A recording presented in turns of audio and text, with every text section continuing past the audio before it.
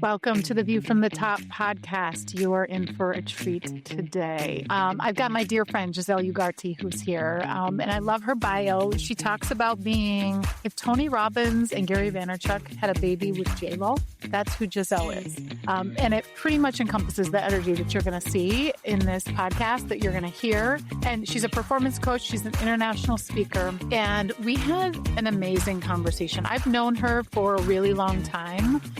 But even going deep into kind of where she's been in the last few years, I think just gave me a different perspective. And some of the lessons we're going to talk about in this podcast are, how do you really take control? And how do you realize you're in control of more than you think you're in control of? And the things you're not in control of, how do we get better at asking for the help that we need? And not assuming that people don't want to help us, because many do. They just don't know how. So I love that we talked about that and that ripple effect that can really happen.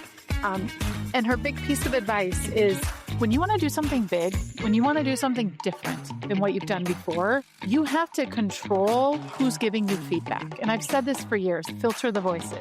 She says it a little different, where respectfully, you are not my target market for what I'm trying to do. And that could be someone who loves you dearly, but isn't what you're trying to do next. And so how many of us keep people in our ears, around us, in our circles, who are not our target market, who have not done what we're trying to do, who can't really mentor us on taking risks or doing really big things? That's what we're going to talk about in this episode. Welcome to View from the Top. Welcome to View from the Top. So you missed the catch up that I just got to have with my great friend, Giselle Ugarte, but she's going to drop some wisdom. She's going to drop some lessons on you, I can guarantee, because every time I look at her Instagram, I'm like, oh, yep, I needed to hear that today. I needed to hear that today. So if you do nothing less after this podcast, but follow her on Instagram, it's just going to be this lightness in the dark every day that you need. And thank you for being here, my friend. I so appreciate you. And what's important to recognize is that the reason why you may feel that kind of a way with what I share online is because I'm willing to talk about the dark stuff and in a way that's not just me just dumping everything that's happening and here's all of my mess and let me complain all the time, but simply showing some of the real that actually exists, especially when it comes to either running a business or working with a team or dating in my 30s. And now, and the light that comes out. Now we're engaged, which is so exciting. But to kind of announce it here, even though it happened a while ago, but it just happened when we're recording. So that's exciting. I know. Yeah. Just a couple days ago. I'm so grateful. Share with people kind of just a little bit of background, who you are, what you do, just so that they have that kind of grounding before we jump into your story. Yeah. I was a former TV host. And so in that sense, what can be more relatable is the fact that I left college having zero plan. All of my friends had their 9-to-5s. I didn't. I went all in on this crazy dream where I had no idea where any of my checks were going to come from, living in a city that was halfway across the country away from home in Minnesota, where I grew up, which is how we know each other.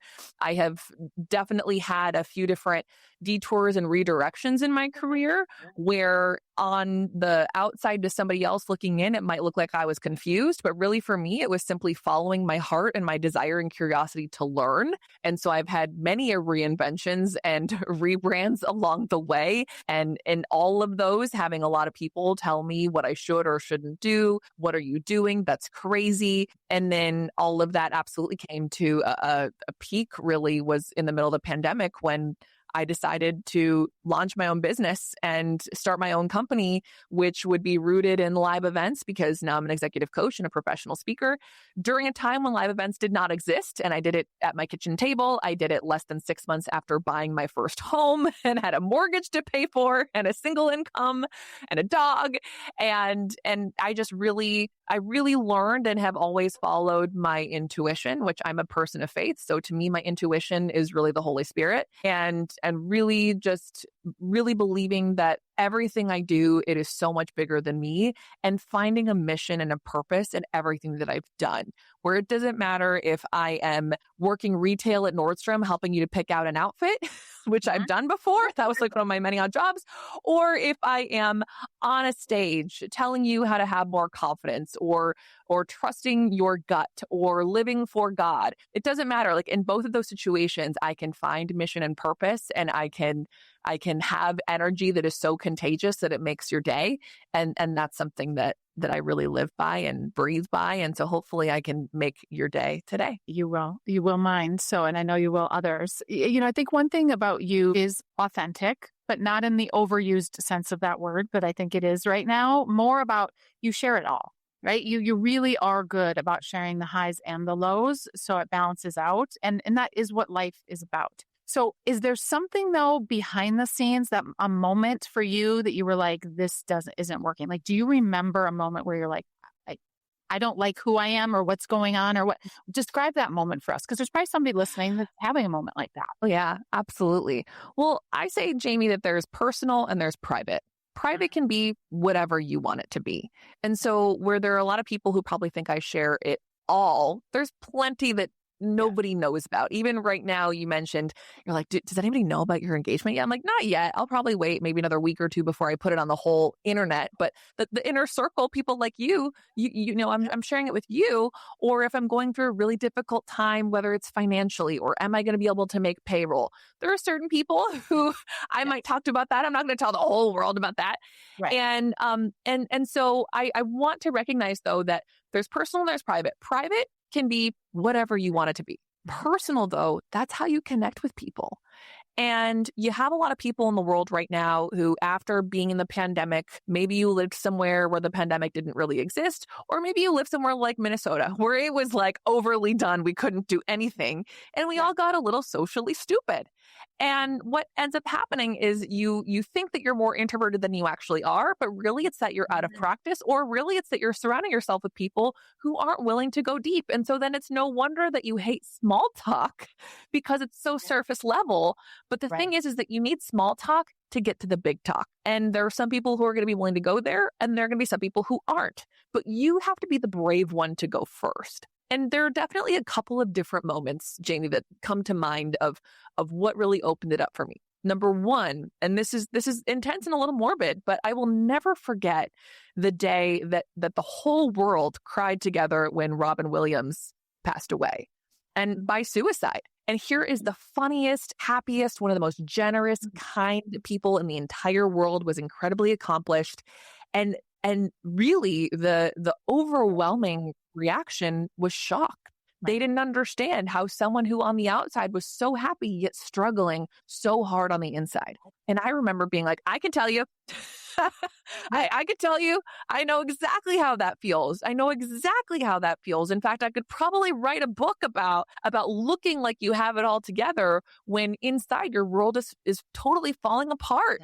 And I shared on social media, and I talked very openly of, listen, I have really struggled with anxiety and depression and eating disorders. And I'm not telling you that you need to trauma dump, but this was really an extreme moment that for me brought out an extreme reaction. And I wasn't sharing that with the world for them to feel bad for me, but I was just letting them know that, a reminder, you really never know what somebody is going through. And I feel so grateful that over the course of, at that point, my pretty short life, I'd gotten help that I needed to put me in a great place, because I had gone through a series of really unfortunate events that really put me into this place of isolation and darkness. And I remember, Jamie, my mom calling me, screaming and crying, not because she didn't know my struggle. She did know what I had been going through, but her being the protective mother was thinking, Giselle, this is now on the internet. It's now public. No one's ever going to trust you. No one's ever going to hire you, because mental health at that point in time was not spoken about at all. Now it's probably over. Yeah. Now it's probably like overdone to an extent where it's like, okay, babe, just put some makeup on and get over it. But back then it was really, really stigmatized. And she was like, who do you think you are, Oprah? And I was like, well, there's kind of this moment where I realized part of why we love Oprah so much is because she talks about the fact that she was sexually abused. She talks about the fact that she struggles with her weight. She talks about the fact that she wasn't married. And so it really reminded me that we're craving that human connection. And for as long as I have been in career, for as long as I've shared on social media, one of the things I said recently and would say a lot was, listen, people have been craving human connection long before the pandemic and socially distancing was the way of our world. And even now, people are craving it and have, again, long before social media. We can use social media as a distraction for why we've never been more connected, but never been disconnected. But really, truly, humans for as long as we've existed, we have been afraid of being seen. And so that was a moment. Another one, Jamie, was when I was diagnosed with an inexplicable mystery autoimmune condition just a few years ago, actually 6 years ago. It feels like yesterday. 6 years ago, I woke up and I was covered in hives from the top of my head to the bottoms of my feet. And I couldn't tell you why. Had no allergies, had not eaten anything weird, what didn't change my laundry detergent. Also wasn't stressed out. At that point in time, I was in a dream job and I was in a relationship where I was really, really happy. So I wasn't stressed until that happened to me, but the doctors didn't know what was going on, went to the ER constantly. Nothing was working. They gave me steroids that just had me so anxious, filled with water.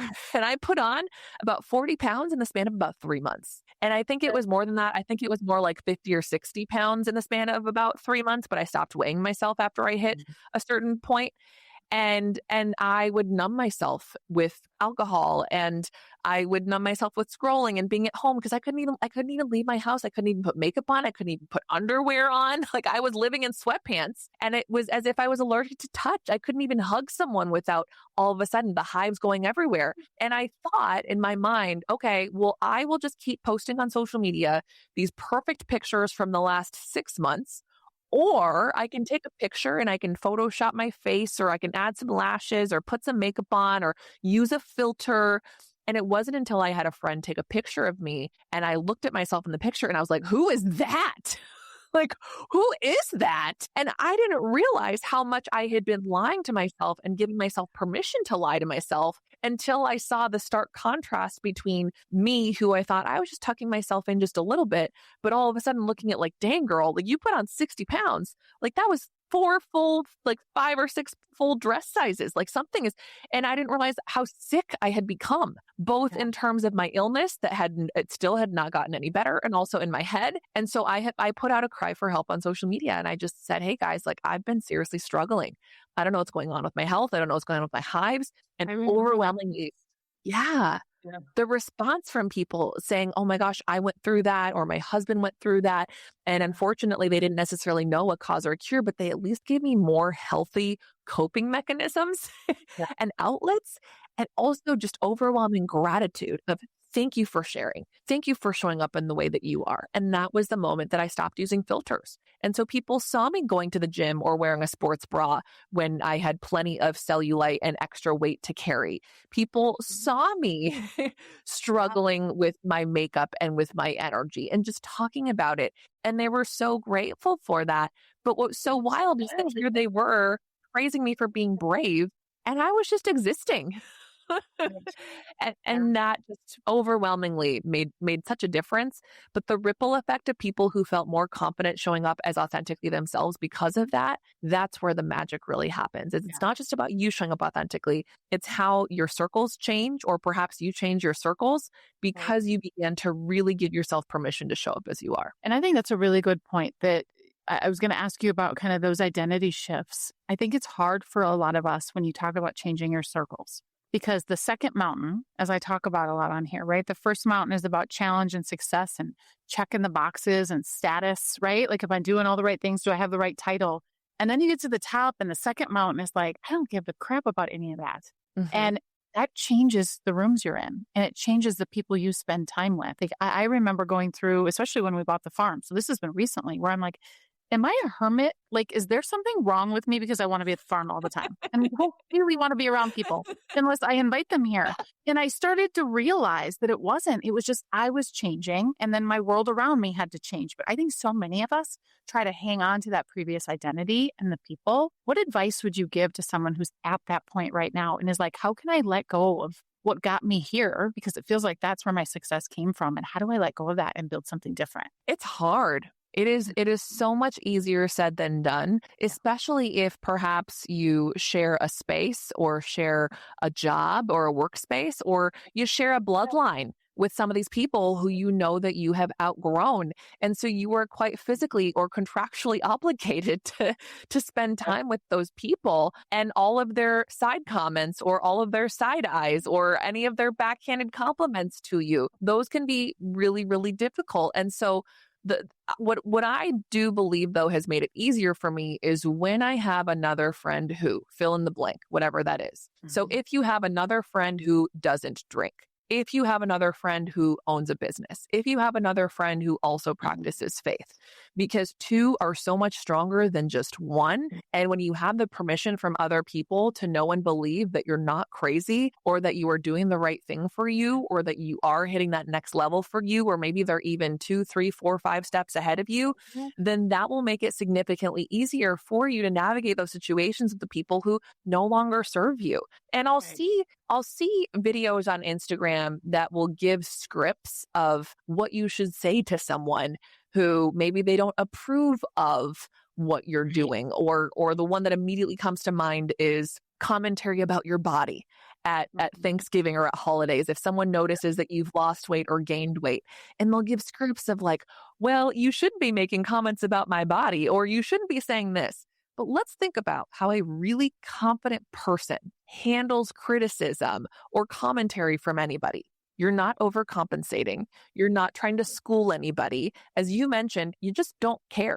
And so at that point, it's if I am so insecure about what I'm doing, if I'm having a whole bunch of self-doubt, if someone were to say, oh my gosh, Giselle, like that job, like I can't believe you're putting videos up of yourself like that on the internet.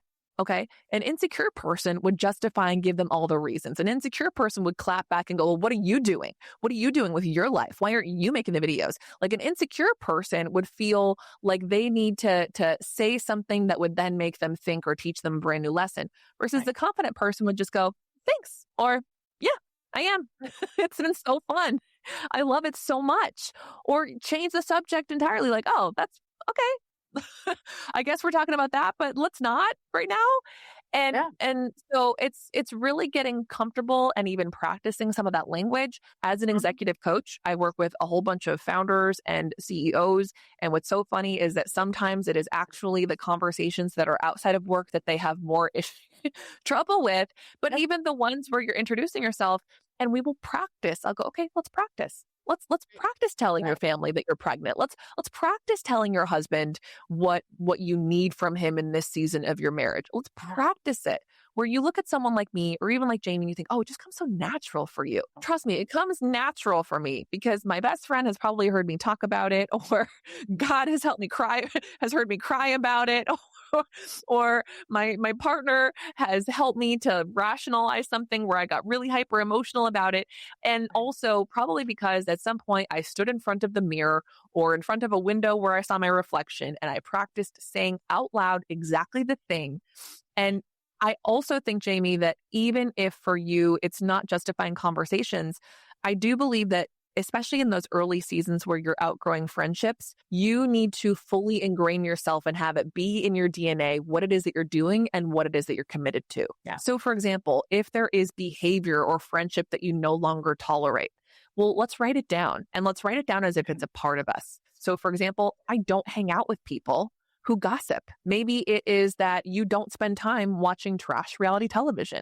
Maybe it's that you don't eat whatever that is. Maybe it's that, but whatever that looks like, whatever you don't tolerate or whatever you do, let's write it down as if it is something that is ingrained in you. Let's speak it out loud. Let's practice it, because then that way you're also going to be less inclined to really sit in and fester and tolerate some of the behavior that isn't acceptable anymore. And also you're going to start to identify and gravitate towards the people who do actually understand and who will cheer you on from afar, in the same way that we built this friendship from afar, where I might see you once every 2 years, but I love you more than a lot of people who I've ever met in my life. Right. And I have so much respect and adoration for you. And that's what it's all about. It is. And I have a real example, and it would relate to even your expertise, is when I really started to ramp up my voice, I would call it, on social media as a CEO. And I had a family member who was in business who told me I was too much, exact words. And it was a female, and it crushed me because it was somebody I looked up to.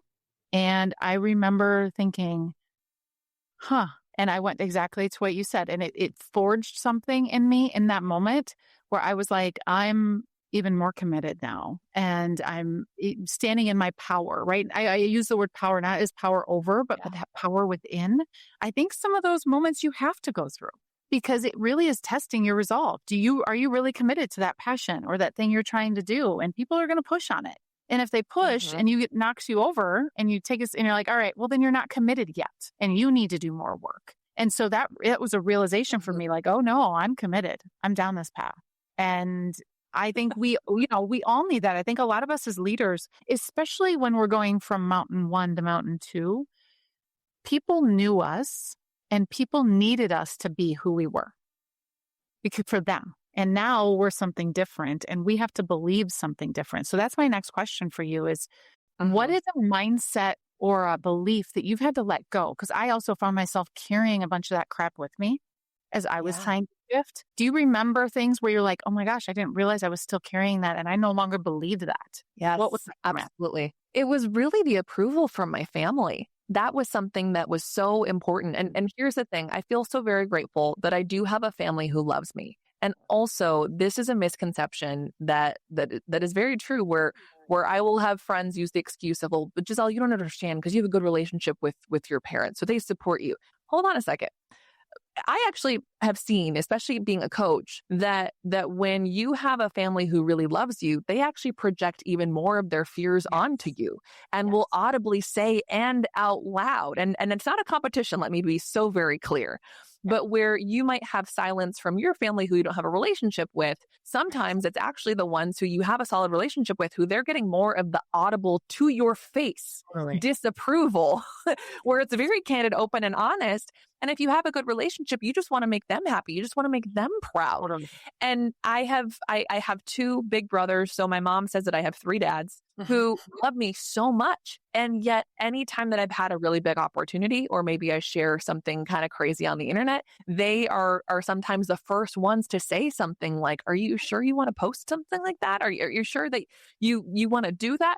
I have a mother who worries about everything that she can. And so you want to remind yourself of, and a mindset shift is, listen, whether they love you or not, or they're cheering for you, or they want you to fail, you have to remember that they're looking at your opportunity from their lens. And chances are what it is that you want to do is something that they would never, could never, will never. And that might be because they are scared of taking that kind of a risk. Maybe it's their relationship with money. Maybe it's their relationship with their body. Maybe it's their relationship with alcohol. But regardless, what you're doing is like them getting to the top of the mountain and you being like, okay, jump. They're like, what?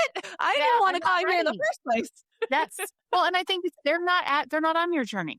And I think so many of us think that, we need approval from people that don't have the same purpose in this life as we do. And ultimately, they want to protect you from the hurt that they're afraid of, or from the risk or the failure that they're afraid of. And even if they want good for you, it's that they want to protect you. So in the same way that you want them to be proud of you, they want to protect you. So what you need to really be mindful of it, and a phrase that I share with my clients that I want to give anyone listening is, respectfully, you are not my audience. Now, that might be something that you say out loud. Most of the time, it's something that you just have to repeat back to yourself in your head. Because where my brothers might be telling me, are you sure you want to post that? Mind you, I do this for a living. And also, no one in my family would ever actually buy from me. They're not my ideal person. They're not my ideal client, nor do they even fully understand what it is that I'm doing. And so thank you so much. I know that you support me, but respectfully, you are not my audience. Or, for example, I very recently started a daily devotional podcast where I read a little bit of scripture and I apply it to your life, and I leave people with a prayer. Listen, if that conversation is not for you, then respectfully, you're not my audience, but that doesn't mean that you get to tell me that I'm not doing it. Or what I'm getting a lot of is from these, I'll put it in quotation marks, Christians who are telling me that I should be doing it in a certain way or delivering it in a certain way, or how dare I even speak to women dating in a certain way or talking to modern dating. And it's like, listen, you either probably need this more than they do, or respectfully, you're much further along in whatever your walk is, or at least that's what you're telling yourself. I'm trying to reach people who it was basically me 10 or 15 years ago. And I believe that I'm most qualified to serve those people. And so respectfully, you are not my audience. People who are trolling you or making unsolicited comments about your body or like who could totally throw you off. You just want to remember, okay, is this person who's giving me commentary, are they my audience or could they be a mentor? Because if they've never done what it is that you want to do, they're not qualified to give you advice. Right. But also, if they are not the people who you want to reach, then they are not qualified to give you advice. And so you just want to say out loud and have that mindset shift of respectfully, love ya, but you are not my audience. Might be my best friend, not my audience. Might be my mom, not my audience. Yeah. I think that's a good thing for us to remember when, especially when there's things I would word it in respectfully, you're not the people I'm looking to serve. Yeah. Right. Just with my content. Like if it doesn't resonate, it doesn't resonate. Keep scrolling, keep moving. Like, and I think too many of us get caught up in it. It's a sign we're supposed to stop when actually it's, you're hitting on something and it's a sign you need to move even further. So I want to go into the next, I want to know your definition today of success and how that has changed. Let's say over the last 10 years, how would you have defined it then? And how do you define it now? How has that changed for you? Oh man, especially over the last year, Jamie, I'm entering this season of nesting. Really, it's going, okay, in the next 3 to 5 years, I want to start a family. And I found the person who I really want to do that with. But even just before him, I felt like I was kind of getting in this nesting era. But especially once I found him and we really made that connected decision together of, hey, we want to build this life together. Honestly, for me, success is the only people I want to serve are God and my husband. And that they're the only people who can judge me.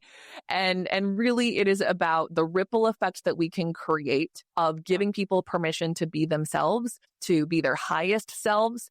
And for us, it's really just making heaven more crowded. Like just how can we be better to each other? How can we be kinder to each other? And how, for me as a coach, it's that I want you to see your full potential, because let's think about where all of the evil in the world happens. It is because everybody in this world wants to be loved. And whenever that love is in danger, whenever you think that you may not be accepted, whenever you think that you might not be able to get what it is that you desire, then that's where we start to rebel or resist or hate everybody else. And so I just want people to be able to see their full potential, which also means, though, as a coach, it's that I'm your mirror. And where you might have been blaming everybody else for where you're at in your life, or where you might have been blaming the time or the season or your family or your weight or your job or your race or all of this, it's just looking at like, look, you are in more control than you think. And you've made it this far. And there's clearly something out there. I believe that you don't have to believe what I believe. You can believe in God. You can believe in puppies. You can believe whatever it is. But I believe that if you have gotten as far as you have gotten to this point in your life where you're listening to this episode, that to me tells me that there is someone or something that is looking out for you, and that there is a reason why you have been kept on this earth. Maybe life hasn't been great. In fact, maybe it has been absolutely awful. Like awful with a capital F and an obscenity in the awful. And also, though, you're still here. Right. Maybe. What if there's a reason why you're still here? And are you supposed to make magic out of that mud? Are you supposed to be an example to somebody else? Is there somebody who's looking up to you who you have an obligation to do with what you have been given, whatever that is, and especially if it is not that much, to do something great with the world. And I really believe all of us are destined to do something great, even if great for you. It doesn't have to be famous. It doesn't have to be viral. It doesn't have to be worldwide. It can simply be a staple in your community, in your neighborhood, in your school, at your workplace. And that is something that you can do and immediately for $0. I really believe we all have an obligation to do that. And the more people who I can get to understand that and to see the light that we all carry in ourselves, that to me is truly success ahead of any monetary subscriber, follower count metric of our world, honestly. So to walk that path, right, to walk the second mountain takes a different kind of energy. It takes a different kind of power. How do you maintain and keep your energy front and center and keep it healthy? What are those rituals? What are the things you do to take care of yourself so that you can do the things that you know you're supposed to be doing on this earth? Well, what you talked about earlier, which is having a circle around you at all times. I call it my board of directors. And my board of directors has changed over the years as my desires have changed, as my seasons have changed. But I always want to keep a group of people around me or in a group text on my phone who I can talk to in regularly, who by surrounding myself with those people, I can continue to see examples of what is possible, of what I want, and also be reminded of who I am. But reminder, if you were in a place where you think, Giselle, I just don't think anybody understands me. Nobody understands you, or you don't want anybody to understand you. You don't want anyone to know you or see you. Because that's where I've even seen friends walking in this, where you have some of the worst people who get to know you. But it's because you let them see you at your worst. You let them see you at that place. So you want to make sure that you are known to those people so that they can remind you who you really, truly are. I also believe, and we see it in the data, if you're a science person, having a spiritual connection of some kind. So if for you that's organized religion, great. If for you that's something else, that's fine. But whether it's a meditation practice or a Bible study or a church practice or a prayer practice, every single day I write a letter to God. Almost every single day. I could count on one hand how many days I've missed. But I will write a letter to God. And again, if you don't believe in God, you can write it to the universe. You can write it to your dog. You can write it to your younger self. You can write it to your current self. But just taking a moment to slow down and don't type it out. I know it's tempting to type it out, but put pen to actual paper. Slow your brain down. Let your thoughts out of your head.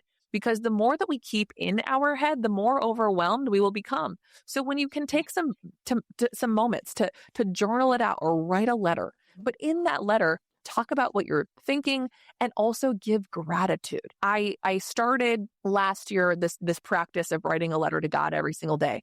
And what's kind of wild is that now at this point, I have a little over a year of data to really look at, were there any patterns of when I was joyful, when I was happy, when I was sad, when I was miserable, when I was grieving.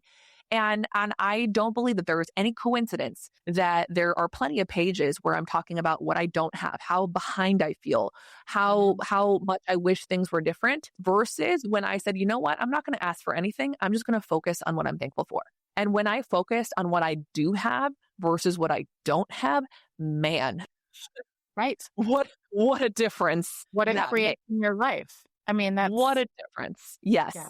Like there is totally something to that. And we've seen it in the research. But when I really sat there, and for me, it was, God, what can I do for you? But for you, it could be, hey, look, world, what can I do for you? What can I do for the world today? What can I do for my community today? What can I do for my family? Yeah. Yes, truly, for all of humanity. What could I do? That's made a difference. And I do think that for me, the physical and also the physical is tied to the mental. So if I'm not working out, if I'm not walking, if I'm not eating well, my brain can tell. And that was one of the biggest lessons that came out of having an autoimmune, condition, was I had to do a full elimination diet.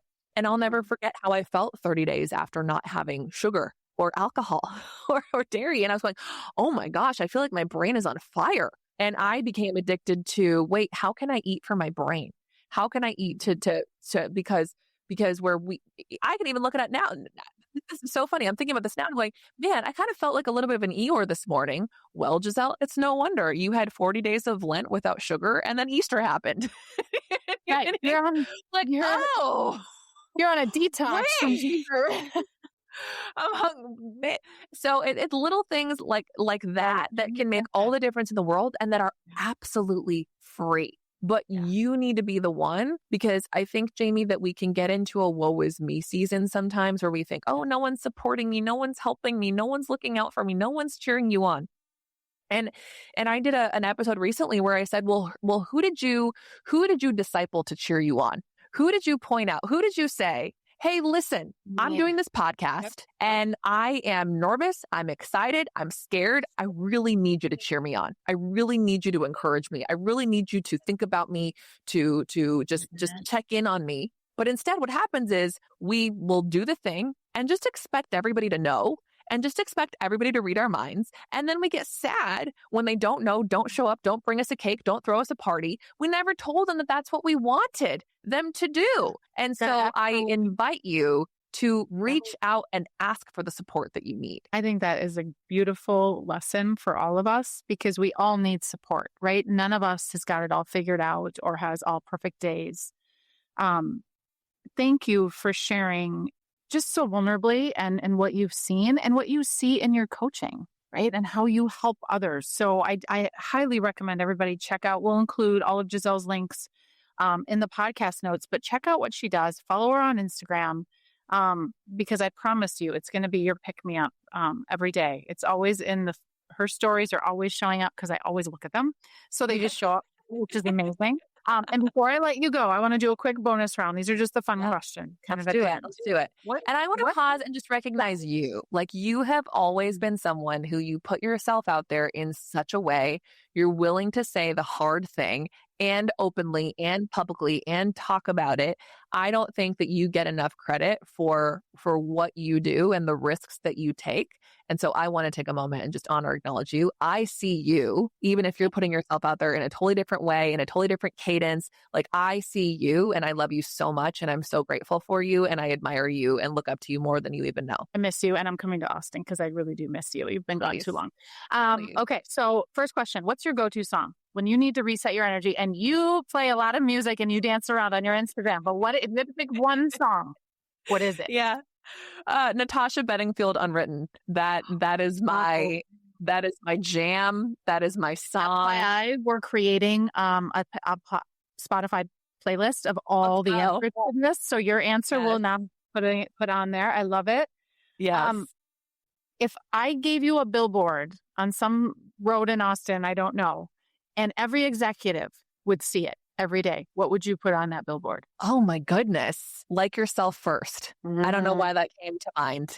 I think that we hear a lot about you should just love yourself. You should just blah, blah, blah. But I'm like, do you even like yourself right now? Like, do you even like what your life is? Like, yeah. So that's probably one of if it wasn't Jesus Loves You, it would be like yourself first. All right, fine. We'll give you 2. You can put them up right in the there.